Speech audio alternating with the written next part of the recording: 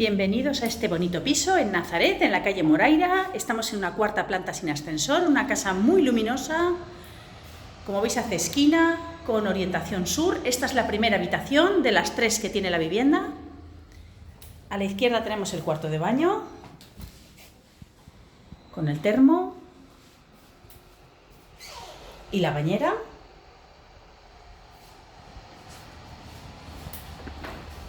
Aquí tenemos la segunda habitación.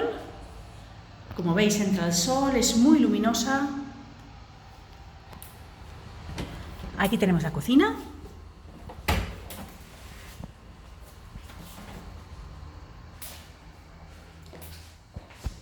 Con un lavadero galería para poder tender.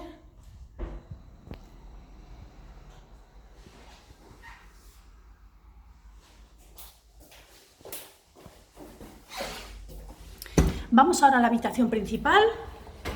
La habitación principal es interior, muy tranquila, muy espaciosa. Y por último, al salón comedor.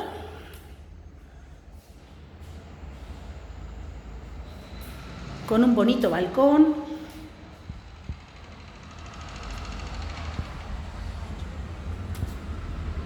Con unas bonitas vistas. Pues será un placer enseñároslo. Muchas gracias.